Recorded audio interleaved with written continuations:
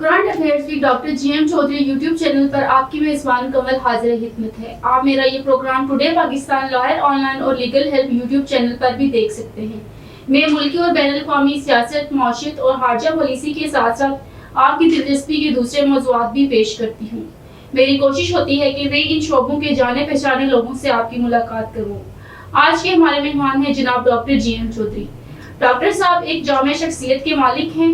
आप इनको हरफन मौला भी कह सकते हैं, जो जाने पहचाने सियासी, आइनी, इक़्तिसादी, बैनुल-अक़वामी और नेशनल सिक्योरिटी के माहिर तज्ज़िया निगार हैं। वो एक माहिर आइन और कानून भी हैं। डॉक्टर साहब 30 से ज़्यादा किताबों के मुसन्निफ हैं, जो मुल्की और गैर मुल्की यूनिवर्सिटीज़ में पढ़ी और पढ़ाई जाती हैं।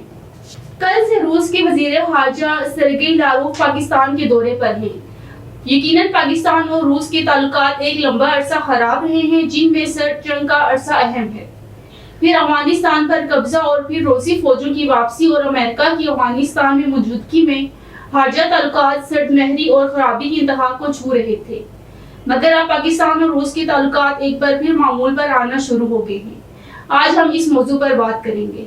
डॉक्टर साहब, आज़ादी के वक्त पाकिस्तान के पास अमेरिका और रूस की सूरत में दो ऑप्शंस मौजूद थे, मगर पाकिस्तान ने अमेरिका के साथ ताल्लुकात को तरजीह दी। इसकी क्या वजूहात हैं? देखिए जी, 14 अगस्त 1947 को पाकिस्तान जो है वो आज़ाद हुआ।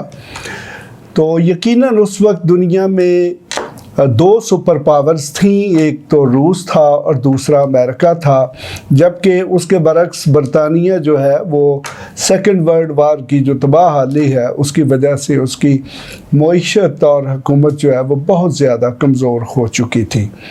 तो इन हालात में हमारे जो उस वक्त की क़यादत थी और उनमें जो सबसे इफ़ेक्टिव क़यादत थी वो थी लियाकत अली ख़ान साहब थे, जो कि हमारे वज़ीर आज़म थे। तो अब आपका सवाल ये है कि पाकिस्तान जो है उसने इनमें से दोनों में से किसका जो है वो ऑप्ट किया। तो देखिए कि लियाकत अली ख़ान जो है वो वेस्टर्न डेमोक्रेसी जो है उस पर बिलीव रखते थे। वो बरतानवी समझ ले के मफादात के हामी थे। तो यही वजह है कि ये कहा जाता है, बल्कि ये ऑन रिकॉर्ड है कि सबसे पहले पाकिस्तानी वज़ीर आज़म जो है उसको रूस ने दावत दी कि वो रशिया का दौरा करें, और उसके बाद फिर अमेरिका जो है उसने दावत दी। तो लेकिन हमारे जो उस वक्त के वज़ीर आज़म थे उन्होंने रूस की दावत जो है उसको नज़रअंदाज करते हुए अमेरिका का दौरा किया, जिसका रूसी क़यादत जो है उसने सख्ती से नोटिस लिया और वहीं से रशिया और पाकिस्तान के ताल्लुकात में सर्दमहरी शुरू हो गई। और पाकिस्तान के उस वक्त के वज़ीर आज़म के उस एक इक़दाम से पाकिस्तान जो है वो हमेशा के लिए अमेरिकन ब्लॉक जो है उसमें चला गया। हालांकि उस वक्त पाकिस्तान जो है चूँकि शदीद किस्म की इक़्तिसादी और माशी मुश्किलात का शिकार था, तो उसमें यकीनन शायद अमेरिका ही अच्छी पोजीशन में था कि वो पाकिस्तान की मदद कर सकता, लेकिन रूसी मईशत भी कोई इतनी बुरी नहीं थी, रूस भी पाकिस्तान की मदद कर सकता था।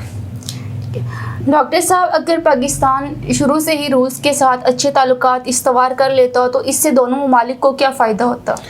देखिए, इस सवाल के जवाब को मैं लिंक करूँगा CPEC के साथ। देखें कि रशिया जो है उसके पास, अगर उसके जग्राफिया जो है उसको आप दुनिया के नक्शे पर देखें तो रशिया के पास जितनी भी साहिल हैं, बंदरगाहें हैं, वो आधा साल जो है वो काबिल इस्तेमाल नहीं रहती, क्योंकि शदीद बर्फ़बारी होती है, जिसकी वजह से समंदरों में जहाज़ रानी मुश्किल हो जाती है। तो रशिया जो है उसको रास्ता चाहिए था गर्म पानियों का, और उस वक्त की जो रशिया की जोग्राफियाई लोकेशन थी उसके नुक्ता नज़र से सिर्फ ये जो गवादर या समझ ले बलोचिस्तान ये करीब तरीन इलाका था जहाँ पर रशिया जो है वो गर्म पानियों को एक्सेस कर सकता था।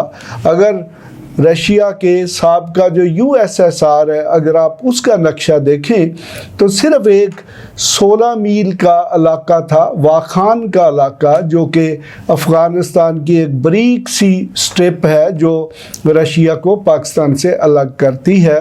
تو اگر اس وقت پاکستان کی لیڈرشپ اور رشین لیڈرشپ جو ہے وہ دنیا کا جو نقشہ ہے، پاکستان اور رشیا کا جو جغرافیہ ہے، اس کو مد نظر رکھتے ہوئے اپنے تعلقات کو استوار کرتے، تو جو سی پیک آج بن رہی ہے یہ ہو سکتا ہے کہ 1950 تک سی پیک بن چکی ہوتی، چونکہ اس وقت دیکھیں کہ رشیا کا جو روڈز کا یا باقی سارا نیٹ ورک تھا وہ پاکستان سے صرف 16 میل کے فاصلے پر تھا۔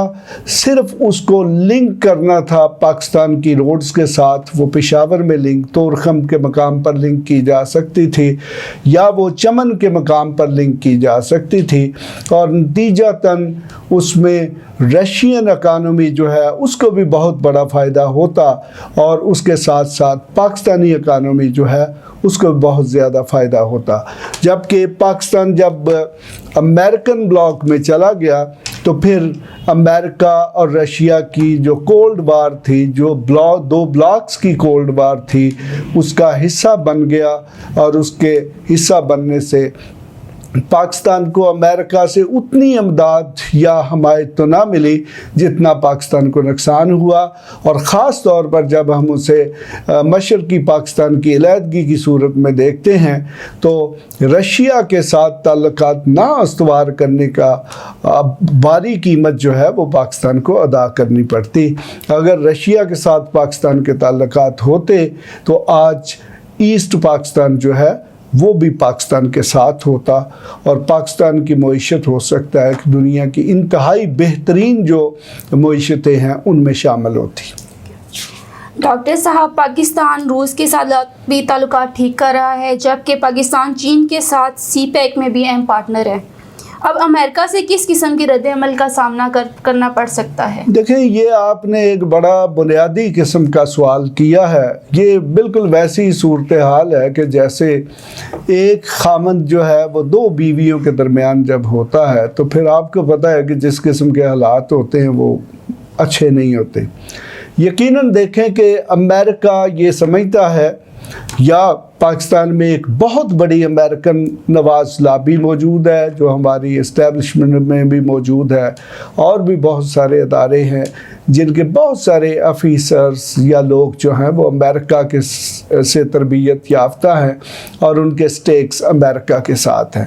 جبکہ اس کے برعکس اب چائنا سی پیک کی صورت میں اربوں ڈالر کی انویسٹمنٹ کر رہا ہے، اور اب رشیا جب پاکستان کے ساتھ تعلقات اچھے کر رہا ہے تو یقیناً امریکہ جو ہے وہاں پر الارم بیلز جو ہے وہ بج چکی ہوں گی کہ کیا پاکستان اب اگر رشین بلاک میں چلا گیا تو پھر امریکہ کو کیا کرنا چاہیے۔ تو میں آپ کو ایک سمپل سی بات اور مختصر سی بات بتا سکتا ہوں کہ اب اگر آج رشین جو وزیر خارجہ ہے اس کے دورے کی روشنی میں اگر آپ دنیا کے جغرافیے کو دیکھیں گے تو پھر دنیا میں ایک نیا بلاک جو ہے وہ امرج ہونے جا رہا ہے، جس میں چائنا، رشیا، پاکستان، ایران، اور پھر جہاں تک مسئلہ افغانستان کا، یہ الٹیمیٹلی 6 ماہ، سال یا 2 سال میں طے ہو جائے گا۔ تو پھر یہ ایک بہت بڑا بلاک جو ہے وہ بننے جا رہا ہے، جبکہ ترکی کے پہلے ہی امریکہ کے ساتھ تعلقات خراب ہیں، اس کے بھی رشیا کے ساتھ بہت اچھے تعلقات ہیں۔ تو نتیجہ یہ نکلے گا کہ ایک بہت بڑا ایشین بلاک جو ہے وہ سامنے آئے گا، اور جب اس قسم کا ایشین بلاک بنے گا تو پھر یقیناً امریکہ اور اس کے اتحادی اس کو نظر انداز نہیں کریں گے۔ تو پھر دنیا کی جو صورتحال ہوگی، اب مجھے نہیں پتا کہ وہ ایک کولڈ وار ہوگی یا وہ ایک ہاٹ وار ہوگی، اور یہی وجہ ہے کہ اس وقت امریکہ جو ہے وہ انڈیا کو اپنے ساتھ ملا رہا ہے، جاپان کو اپنے ساتھ ملا رہا ہے، اور آسٹریلیا کو اپنے ساتھ ملا رہا ہے، لیکن میرے خیال میں یہ اتحاد جو ہے وہ امریکہ کے لیے مفید ثابت نہیں ہوگا، چونکہ जोग्राफियाई जो अहमियत है उसको दूर के जो डिस्टेंट नेबर्स हैं वो कतई तौर पर नहीं बदल सकते। यही वजह है कि जब पाकिस्तान को अमेरिकन मदद की ज़रूरत थी तो अमेरिका पाकिस्तान की मदद के लिए टाइमली ना पहुंच सका, जबकि उसके बरक्स रशिया जो है वो फौरी तौर पर 1971 में ईस्ट पाकिस्तान की अलहदगी की सूरत में इंडिया में पहुंचा और फिर उसने आपके सामने है कि 1979 में अफ़गानिस्तान में भी मदाखलत की। तो अगर उस वक्त की रशियन लीडरशिप उसको प्रॉपर तरीके से देखती या उस सारे ऑपरेशन को प्रॉपर तरीके से मैनेज करती तो मे भी पॉसिबल कि पाकिस्तान को बहुत बड़ा नुकसान पहुंच जाता। आज का प्रोग्राम यहीं पर खत्म करते हैं। मज़ीद दिलचस्प प्रोग्राम देखने के लिए हमारे चैनल को सब्सक्राइब करें और बेल आइकन ज़रूर दबाएं ताकि आपको हमारे आने वाले प्रोग्रामों के अलर्ट मिलते रहें। अगर आप हमसे कोई सवाल पूछना चाहते हैं तो आप हमारे व्हाट्सएप नंबर पर अपना तहरीरी ऑडियो मैसेज छोड़ सकते हैं। आप कमेंट्स की सूरत में भी अपने राय का इजहार कर सकते हैं और हमारे ईमेल पर ईमेल भी कर सकते हैं। आपको आपकी ज़िंदगी के मुख्तलिफ मामलात में मुकम्मल रहनुमाई और मुशावरत फराहम की जाएगी। अगर आप इस गुफ्तगू को मुफीद समझते हैं तो इसको अपने रिश्तेदारों, दोस्तों और जानने वालों में ज़रूर शेयर करें। अब आपकी कमल आपसे इजाज़त चाहती है। खुदा हाफिज़।